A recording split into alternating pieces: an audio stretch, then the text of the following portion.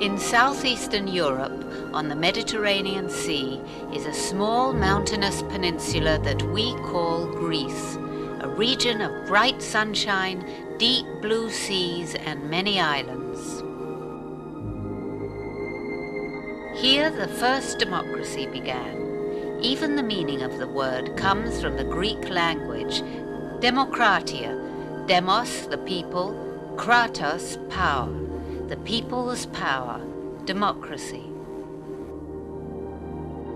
26 centuries ago, the ancient Greeks created extraordinary art, wrote great literature and drama that we still read and perform today. Minoan artwork shows athletes leaping or somersaulting over charging bulls in clearly exciting and exacting events, though it's not clear whether this was for a religious purpose or sport.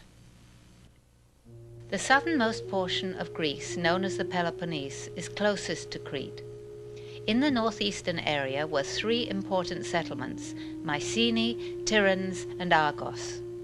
On the west coast was Pylos. To the south was Sparta, and to the north Corinth, located at the southwestern end of a narrow bridge of land known as the Isthmus of Corinth. To the north of the Peloponnese is the Gulf of Corinth. Northeast of the Isthmus were Athens and Thebes, which in those early times were small and insignificant settlements. As a result of Minoan influence, Greek merchant ships expanded the influence of mainland Greece to Crete. This was the beginning of the Mycenaean age. Just how the Mycenaean civilization emerged is not clear. A wealthy society whose settlements were protected by great walls, the Mycenaeans took over Crete and settled the island of Cyprus.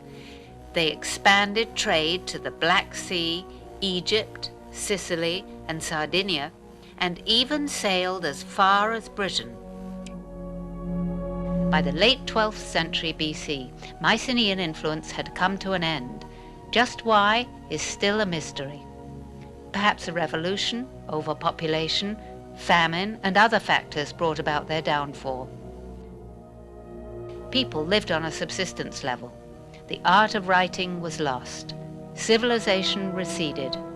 Greek history entered a 300-year period about which very little is known.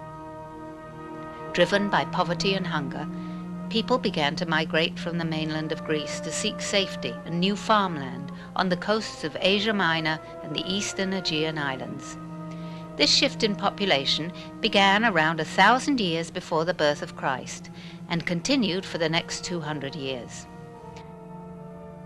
As hard as times were for everyone, it was a major turning point in the history of Greece. Poverty and desperation had caused the Greeks to colonize. They grew prosperous and powerful.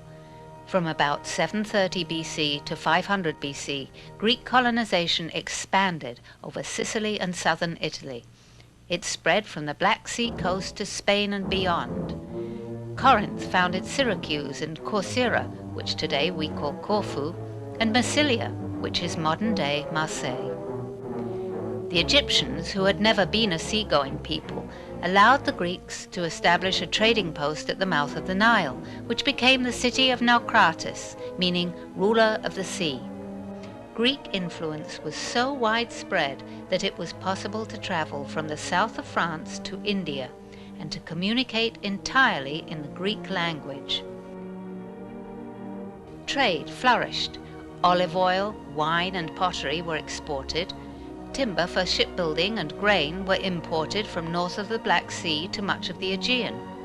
Subsistence farming was no longer necessary, as the colonies and foreign trade brought food and luxury goods.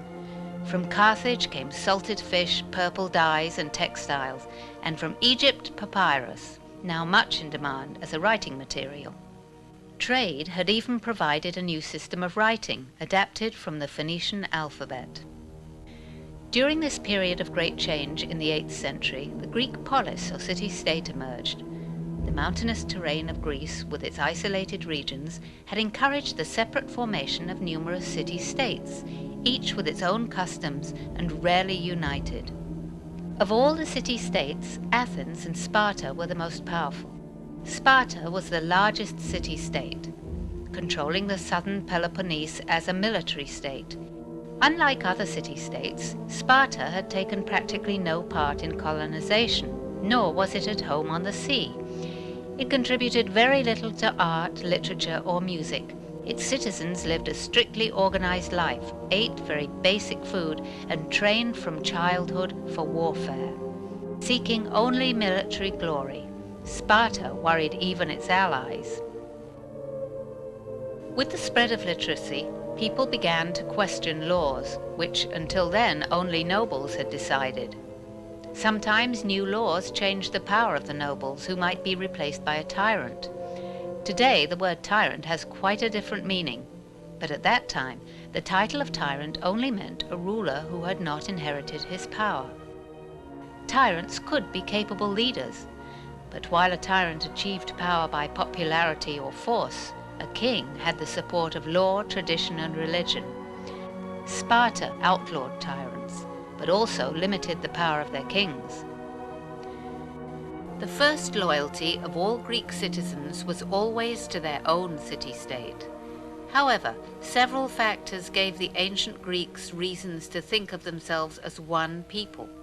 They wrote and spoke a common language, but with many dialects. Also, sharing the same gods strengthened the Greek sense of kinship. The 12 most important gods were thought to reside in Thessaly, on Mount Olympus, the highest mountain in Greece. Sacred to all the people were Zeus, the sky god and the father of gods and humankind, Hera, who protected marriage, Poseidon, god of the sea, Demeter, goddess of crops, Athena, goddess of art and wisdom, Apollo, god of prophecy, music, and poetry, Artemis, protector of animals, hunters, and women in childbirth, Ares, god of war, Aphrodite, goddess of love, Hermes, messenger and protector of travelers, Hephaestus, blacksmith to the gods, and Dionysus, god of wine and drama. Another common factor was the Olympic Games. They began as a religious festival at Olympia.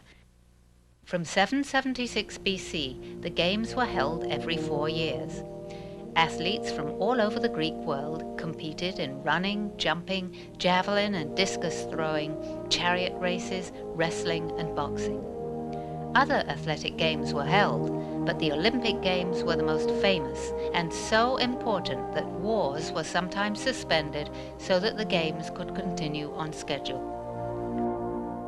Beginning in about 600 BC, many city-states began minting coins to replace bartering and the arbitrary use of broken bits of silver and gold. Coins established a dependable standard of fair value, but also caused problems. Prices rose. Farmers and poor people were sold into slavery for debts. Slave labor made wares cheaper, but much harder for artisans to sell their goods. In order to maintain prosperity, people argued there had to be equality. Sparta simply forbade the use of money and kept its people to a basic standard of living. Athens took the first steps towards democracy in 594 BC by electing a respected nobleman named Solon to be the ruling official and lawgiver. Solon was a wise statesman and poet who had become rich as a merchant trader. He introduced economic reforms that cancelled all farmers' debts and mortgages. He forbade the sale of people into slavery for debt, and he set many slaves free. He established a people's court to give citizens a voice in their government. Solon knew that Athens had fine natural resources, marble and silver and wonderful clay from the plain of Attica for making all types of pottery. Many of the images that you're looking at appear on pottery made from Attic clay that was exported throughout the Greek world. Solon realized that Athens hadn't enough artisans or skilled workers to create a manufacturing center, so he invited foreign craft workers from other Greek cities and even other countries to become citizens of Athens. This was a very bold idea. To be a state citizen traditionally, you had to be born there. After Solon came others who further shaped Athenian democracy. For 500 years, the Greeks had never been threatened by a foreign power. That changed in the 5th century. Greek colonies in Asia Minor, with the aid of Athens, rebelled against Persian control. The Persians crushed the revolt and in 490 BC invaded Greek towns along the Aegean coast. Athens asked Sparta for help against the Persian invasion, but the superstitious Spartans didn't want to risk a battle, claiming they had to finish ceremonies of the new moon. The Persians landed on the plain of Marathon about 20 miles from Athens. They were met by a small force of Athenian soldiers who defeated the superior force of Persians. The Spartans arrived after the battle was over, praised the Athenians, and returned home without glory. By the mid-5th century BC, Athens was the most vital cultural center of all Greece, with almost total political, economic, and military control, except over rival Sparta. The standard of living rose, and the state supported religious, dramatic, and other festivals. This was the golden age of Athens, with the central figure being a great statesman named Pericles. Between 447 and 438 BC, the Parthenon, among other notable buildings, was built on a hill called the Acropolis. Ictinus was the major architect of the Parthenon. Phidias, the great sculptor of the Golden Age, supervised all constructions of the new buildings. The structures, unlike the white marble we see today, were painted in brilliant colors. Under the guidance of Pericles, the power of the assembly, law courts, and all its institutions were under the full control of its citizens. Pericles had all council members and jurors paid and fed so that even the poor could serve and their families would not suffer a hardship. From a modern perspective, Athenian democracy was flawed in some respects. Slavery existed. Women were denied many rights. They had no vote or role in politics. Respectable women rarely appeared in public, except for weddings, funerals, and festivals. Female servants and slaves actually had more freedom to go out in public, to shop and return with news for the women of the house. The first responsibility of the man was to provide food for his family. Women were expected to run the home, supervise the slaves, and raise the children. Girls had little education other than basic reading and writing. A girl was taught to spin, weave fabrics, and perform other domestic duties. Boys were required to learn reading, writing, mathematics, music, and athletics. A smart boy might study rhetoric for a public office, but only after he was 18 and had served 2 years of military service. The enlightened influence of Athens began to cause resentment among many city-states. Democracy was a threat to those states governed by tyrants and kings. Sparta, dependent on a large slave population, viewed Athens with a mixture of contempt and envy. Conflict seemed unavoidable, and between the years 431 and 404 BC, former allies became enemies.